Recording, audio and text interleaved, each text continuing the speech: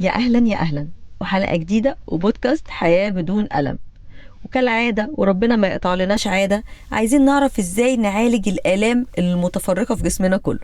النهاردة بقى حلقة مهمة جدا هنتكلم فيها عن الحزام الناري.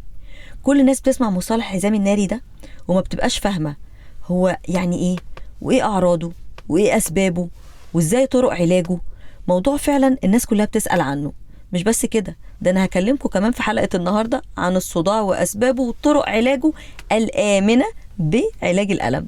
وطبعا منورنا ومشرفنا استاذ دكتور عمرو عبد اللطيف، استشاري اول علاج الألم. ازيك يا دكتور؟ دكتور هبه، منورنا كالعادة. تسلمي. وربنا طبعا ما يقطع لناش عادة. يا رب يا رب. الحزام الناري، تمام. المشكلة الناس كلها بتسمع المصطلح بتتخض، بتشوف الأعراض بتتخض أكتر. فاحنا جايين النهاردة نطمنهم ونقول لهم الموضوع بسيط، ما تقلقوش. كلمنا عنه ويعني ايه. تمام. هو الحزام الناري عباره عن ايه؟ عباره عن التهاب فيروسي بيحصل كلنا بيجيلنا واحنا صغيرين. الالتهاب اللي هو الجدير المائي. الجدير المائي ده بيخف، بيقعد كانه دور برد، بيقعد يومين 3 اسبوع وبعد كده بيتحسن وخلاص وينتهي تماما. بس الحقيقه ان الفيروس نفسه بيفضل كامن جوه الاعصاب اللي بتغذي المنطقه دي. فلما يفضل كامن جوه الاعصاب المنطقه موجوده في المنطقه دي، لو حصل اي سبب ان المناعه بتاعه الجسم قلت، بيبدا ينشط الفيروس ده. بينشط عن طريق زي شريط او زي حزام في منطقه معينه، ممكن في الصدر، ممكن في البطن، ممكن في الرقبه، ممكن في الوش، وده اخطرهم. الحقيقه المريض بيحس بالم شديد جدا في المنطقه دي اللي هي فيها العصب اللي مغذي المنطقه دي. لساعات هو من اسمه ناري. يعني لساعات زي النار. بيبقى المريض حاسس بشريط من الالم الشديد محوط منطقه معينه. مش بياخد كذا منطقه، هو منطقه واحده اللي فيها العصب او عصبين فوق بعض اللي فيهم المنطقه دي. طيب العلاج بتاعه ايه؟ العلاج بتاعه بسيط جدا. كان زمان بندي ادويه مضاده للفيروسات وبندي دهانات وبندي كريمات، والمريض يقعد فتره طويله. حضرتك سيبنا في القصه دي. هل الاعراض بتاعته داخليه بس في صوره لسعات، ولا ممكن يبقى فيه حاجات ظاهريه؟ بيبقى فيه كمان بالظبط، ما انا عايزه اقول للناس عشان هم ما بيبقوش فاهمين. بيبقى فيه بثور، وبيبقى فيه شكل معين، لون معين موجود في المنطقه دي. بس ده مش في كل الحالات، يعني في حالات ما بيبقاش باين فيها خالص، بس بيبقى فيه زي حزام من الوجع محوط المريض. مساحته بتبقى قد ايه؟ هل هي منطقه صغيره؟ منطقه صغيره. احيانا بياخد كذا عصب، بس في الغالب بتبقى منطقه صغيره ولفه من الظهر من ورا لحد قدام، او من الرقبه من ورا لحد قدام. يعني احنا بنقول لهم ان لو لقيت العرض الظاهري ده مع العرض التاني اللي هو اللسعات، فكده انت غالبا عندك حزام ناري طبعا. بالظبط. طيب العلاج اللي هو الدوائي كنا زمان بنديه، كان بيقعد فتره طويله عبال لما ياخد وقته. كان بياخد المريض بيقعد يتألم فترة طويلة، شهور بيفضل يتألم. والألم ده بيبدأ يأثر على المريض، بيأثر على نفسيته، بيبدأ يحس بقى بأماكن تانية في الجسم ان الوجع فيها بدأ يشد وكده. احنا دلوقتي في علاج الألم بقينا بحقن بسيط جدا في جذور الأعصاب بنقلل الإحساس بالألم ده بنسبة كبيرة جدا، بنسبة 70 أو 80%. المريض الألم اللي عنده بيروح. بنبدأ ندي الأدوية دي بتقلل برضو، بتساعد معانا، بس هو الأساس الحقن. نحقن جذور الأعصاب اللي بتغذي الأعصاب دي. ميزتها أولا بتقلل الألم، ثانيا بتقلل احتمالية ان يحصل نوبات تانية للألم ده او للحزام الناري ده، لان هو طالما حصل مرة ممكن يحصل تاني وثالث ورابع. بس هو في ناس ممكن يجي لها مالهمش علاقة بالجدير المائي، يعني برضو عشان حضرتك قلت في الاول مربوط بالجدير المائي، بس ممكن يجي الحالة ما جالهاش جدير مائي قبل كده. ممكن الانسان لو هو صغير عنده مناعة قوية يجيله بدون ما يبان، يعني فيفضل كامن، او ياخد عدوى من غير ما فبينشط. فهو مش لازم فعلا زي ما حضرتك بتقولي ان هو يكون جا وهو صغير، بس هو لما بيجي وهو كبير بتبقى مشكله كبيره جدا والم شديد، الالم بتاعه شديد جدا. طيب الفئه العمريه بقى المستهدفه يعني بالحزام الناري بتبقى انهي فئه؟ هو دايما كبار السن، لان هو بسبب نقص المناعه. فالناس اللي عندهم سكر، الناس اللي عندهم مشاكل في الكلى، الناس اللي لا قدر الله عندهم سرطان، الناس اللي كبار في السن، الناس اللي يجيله دور برد. ممكن يجي دور برد بسيط جدا يقوم عشان المناعه بتاعته بتقل، بيقوم يزود على طول النشاط بتاع الفيروس ده. يعني هو مرتبط في الاغلب بضعف المناعه، فبتساعد في ان الفيروس بينشط فيدي الاعراض دي كلها. طيب الحقن هو بيخفف الالم بس ولا بيخفف الاعراض كلها؟ يخفف الاعراض كلها. هي بس هو الاساس بتاعه الالم، وده اللي بيبقى مؤرق للمريض. لكن الطفح الجلدي او الخارجي، الشكل اللي هو الخارجي ده هو بيختفي في خلال يعني اسبوع بالكتير. لكن الالم بيفضل بعد حتى اختفاء البثور دي والشكل ده بيفضل فتره، بيفضل شهور زي ما حضرتك قلتي. من الحاجات اللي بتلخبط الناس بما ان هو ليه اعراض ظاهريه، طب هو معدي؟ يعني ممكن اعدي حد؟ بالظبط، هو معدي لما يكون في الاعراض الظاهريه دي، لما يكون البثور دي موجوده لو اتلمست دي ممكن يعدي. لكن غير كده هو مش معدي، هو الالم نفسه مش معدي، لكن البثور دي لو اتلمست ممكن يعدي. ودايما بيبقى العدوى للصغيرين مش للكبار. تمام. طب المصل بقى عشان نطمن الناس، في تطعيم علشان يقينا من الحزام الناري. تمام، هو في تطعيم دلوقتي موجود في مصر بقاله سنه، هو موجود في العالم بقاله كتير بس هو نازل مصر بقاله سنه. التطعيم ده عباره عن حقنتين بتتاخد في العضلات بينهم وبين بعض شهرين، بيدي مناعه 90%. يعني 90% من الحالات اللي بتاخد التطعيم بتاع الحزام الناري بعد ما تاخد الجرعتين ما بيجيلهاش حزام ناري تاني. تمام، يعني احنا كده بنطمنكم الناس اللي كانت قلقانه من الحزام الناري، وهل هخف ولا لا، هل معدي، وخصوصا فعلا زي ما دكتور عمرو قال ان هو منتشر بين كبار السن.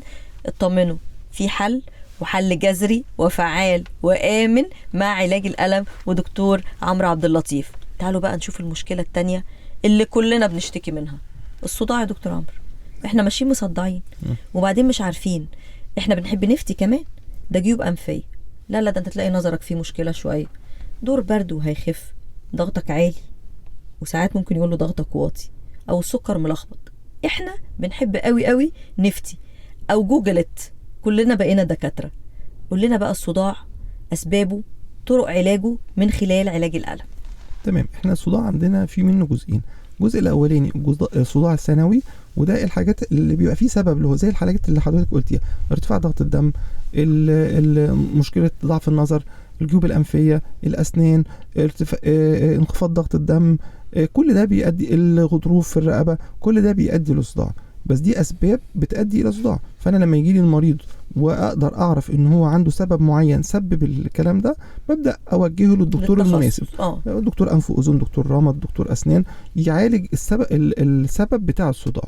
طيب رحت بقى التخصصات دي كلها وطلعت عضويا سليم. تمام، يبقى في عندنا ايه؟ الصداع الاولي. الصداع الاولي ده يا اما صداع نصفي، يا اما صداع عنقودي، يا اما صداع توتري، يا اما صداع اجهادي. دولت الاربع اسباب الاساسيه للصداع. طب احنا بنقدر نفرق بينهم ازاي؟ كل صداع، كل نوع منهم له اعراض معينه بتختلف تماما عن الاعراض التانية. مشكله ان الصداع ده بيبقى صداع مزمن، المريض كل شويه في وقت معين بيجيله الاعراض دي وبتستمر بالساعات. يعني ممكن تجيله مثلا شهر كامل كل يوم في ساعتين او 3 في نفس التوقيت صداع بالشكليه دي او بالكيفيه دي. صداع في العين، واخد العين وتدميع وعناية محمرة، ده صداع عنقودي. خلاص، صداع واخد نص الجزء بتاع الوش مع غثيان مع نبض في رقبتي من ورا، ده صداع نصفي. خلاص، انا ما بنامش كتير وبسهر وبشرب قهوه وبشرب شاي ده صداع توتري. خلاص، اجهاد، بجهد عضلات الرقبه وبجهد، بيبقى صداع اجهادي.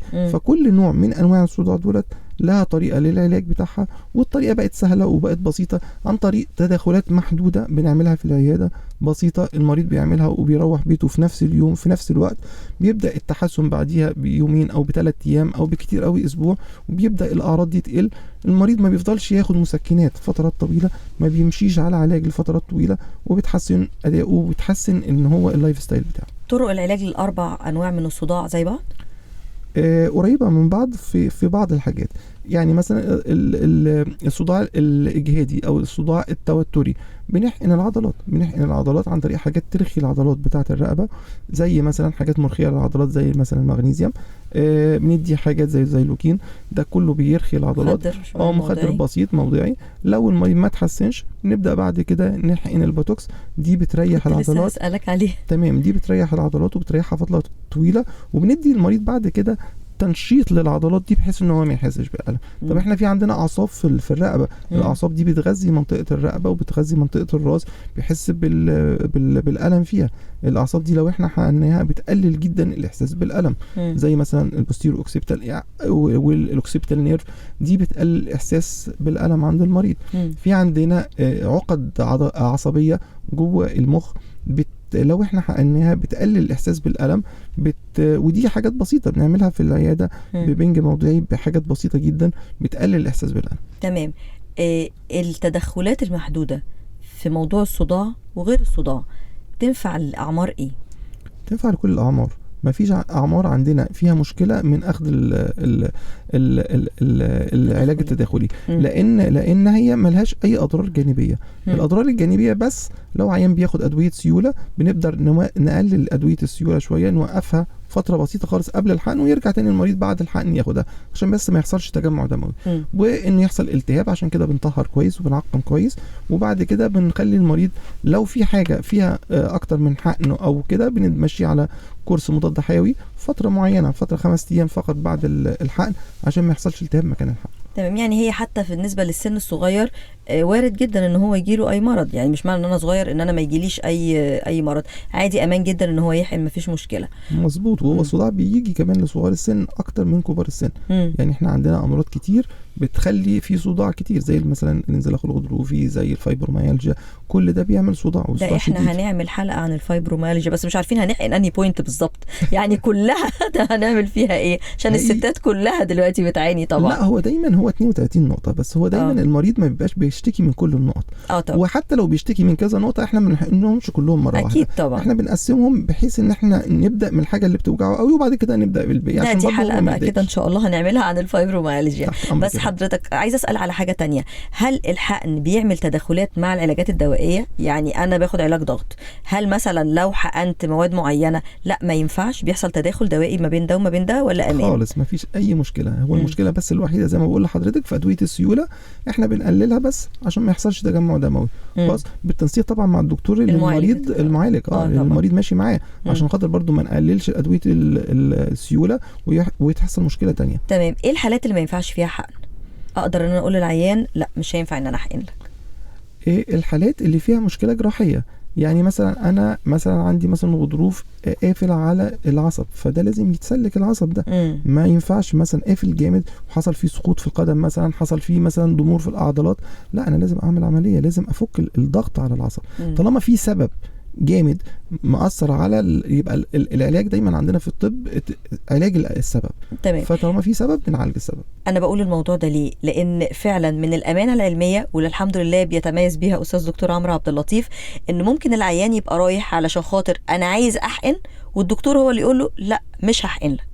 ده اللي انا عايزه بس اوصله لكم، ان الطب مهنه ساميه فعلا، ان في حاجه اسمها ميثاق شرف، ان في حاجه اسمها ان الطب مش بيزنس زي ما الناس متخيله. حالات كتيره جدا بتبقى رايحه للدكتور، واكيد طبعا حضرتك بتشوف الحالات دي كتير. هو جاي مقرر انا عايز احقن، ومن حضرتك بتقول له لا وانا مش هحقن لك. مظبوط بالظبط. فده اللي انا كنت عايزه اعمل عليه سبوت لايت فعلا، الحالات اللي ما ينفعهاش الحقن، ان ممكن ان انت ما ينفعكش الحقن فعلا. طبعا في حالات كتير ما ينفعش مع الحقن، واحنا بنوجهها للدكتور المعالج. زي ما حضرتك قلتي دلوقتي، لو مريض مثلا عنده صداع بسبب، احنا بنوجهه للدكتور المعالج على طول، لان هو لو احنا ما عالجناش السبب مش هيتحسن المريض. تمام.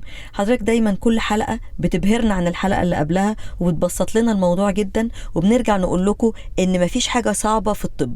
ربنا زي ما خلق الداء خلق الدواء، وكل يوم في جديد في الطب، وكل يوم في الأحدث. وطبعا زي ما انتم شايفين كده من خلال بودكاست حياة بدون ألم، ان مفيش حاجة اسمها مستحيل، وان مع أستاذ دكتور عمرو عبد اللطيف اللي بينورنا كل حلقة، كل حاجة وليها حل. شرفتني ونورتني يا دكتور، وان شاء الله حلقات جاية كتير تهم الكل. استنونا وحلقة جديدة وبودكاست حياة بدون ألم.